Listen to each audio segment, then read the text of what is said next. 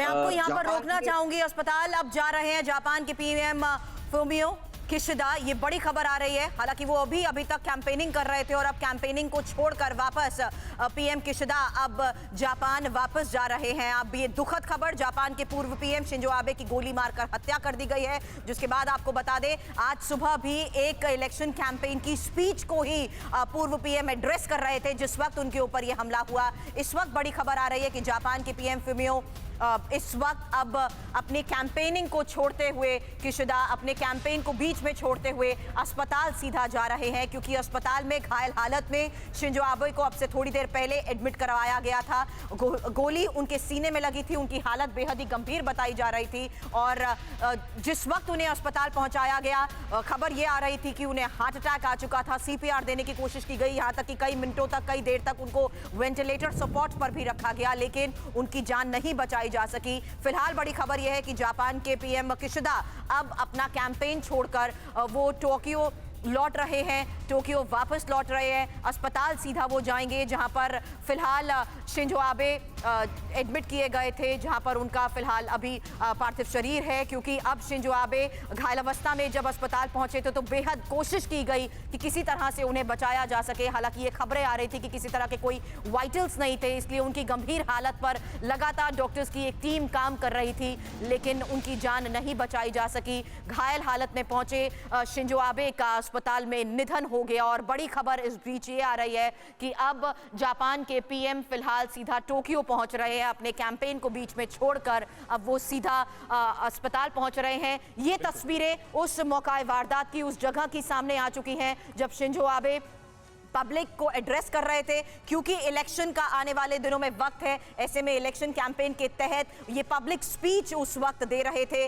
जनसभा को संबोधित कर रहे थे शिंजो आबे, और उसी भीड़ में मौजूद हमलावर ने पीछे से उन पर अटैक किया। और इन तस्वीरों को समीर अगर गौर से देखे तो पहला गन शॉट ऐसे लग रहा है कि मिस हुआ। गोली की आवाज सुनने के बाद खुद शिंजो आबे भी पलटे, थोड़े मुड़े और उसके बाद दूसरी गोली सीधा उनके सीने में जाकर लगी। बिल्कुल सही बात है, सुरभि, हैरान कर देने वाली ये तस्वीरें। और जो जानकारी हमारे पास है उसके मुताबिक रविवार को ही उच्च सदन के चुनाव होने हैं जापान में। यही वजह है कि तमाम जो बड़े नेता हैं वो कैंपेनिंग कर रहे थे अलग अलग इलाकों में, और इसी कैंपेनिंग के दौरान एक चुनावी सभा को संबोधित करते हुए ये हमला बोला गया है शिंजो आबे पर। हमलावर ने 2 गोलियां उन्हें मारी और सीने में ये गोलियां लगी और उसके बाद अनकॉन्शियस होकर नीचे गिरते हैं शिंजो आबे और उन्हें अस्पताल ले जाया जाता है, जहां उन्हें मृत घोषित कर दिया जाता है। लोकल मीडिया जो वहां का है उसने इस खबर की कॉन्फर्मेशन दी है। ये तस्वीरें वाकई हैरान कर देने वाली हैं और हमारे साथ इस वक्त तमाम खास मेहमानों का एक बड़ा पैनल भी हमारे साथ जुड़ा हुआ है। हमारे साथ ब्रिगेडियर विनोद दत्ता मौजूद हैं, यूके देवनाथ साहब मौजूद हैं और मेजर जनरल एसपी सिन्हा भी हमारे साथ इस वक्त जुड़ चुके हैं। सिन्हा साहब, ये कितना बड़ा झटका? ये तो बहुत ही बुरी खबर है, बहुत दर्दनाक सूचना है। मैं इसको एक तो मैं 2 दृष्टिकोण समझ रहा हूँ।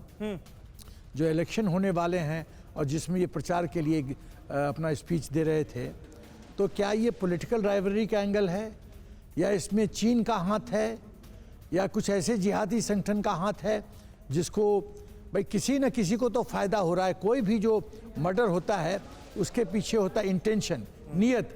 फ़ायदा किसका हो रहा है? तो मैं तो फ़ायदा 3 ही ग्रुप का देख रहा हूँ, पॉलिटिकल राइवलरी, चीन या कोई आतंकी संगठन। लेकिन मैं अभी मैक्रो एस्पेक्ट पे आता हूँ।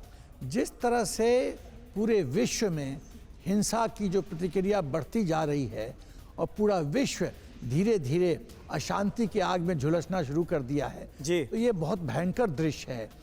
कब मानव सीखेगा कि भाईचारा बना के शांति से जियो? जितना दिन जिंदगी ईश्वर ने तुम्हें दिया है उसको शांति से बिताओ। एक दूसरे पे हिंसा करना ये मेरे सोच से बाहर। अच्छा सिन्हा साहब, एक और अपडेट हमारे पास आ रही है। एक तो हमलावर कौन था, ये इस वक्त सबके जहन में उठ रहा सबसे बड़ा सवाल है। 41 साल उसकी उम्र थी, ये क्लियर हो चुका है। कैरेक्टरिस्टिक्स आप देखिए, गोलियां ये शख्स चलाता है भरी सभा में, दिन दहाड़े सबके सामने सरेआम, और उसके बाद वहीं पर खड़ा रहता है। ये कैरेक्टरिस्टिक क्या बताती है? और जो शुरुआती अपडेट्स हैं उसके आधार पर यह क्लियर हो गया है कि जापानी ही है ये शख्स, यामागामी इसका नाम है। देखिए, इसके 2 बिंदु हैं। पहला, तो मुझे लगता है कि राजनीतिक लोग और जिनके लाइफ पे खतरा हो सकता है उनको थोड़ा सेना से सीखना चाहिए।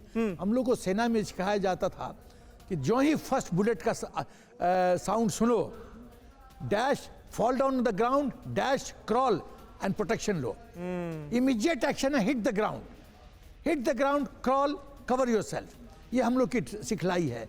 लेकिन ये पॉलिटिकल पार्टीज के नेता लोग को ये इतना मेरा ख्याल है नहीं ज्ञान है। दूसरी बात, क्योंकि ये हत्यारा जापानीज है तो इसका मतलब है, और वो गोली चलाने के बाद वहाँ खड़ा होके निडर की तरह खड़ा है, इसके दो बिंदु है।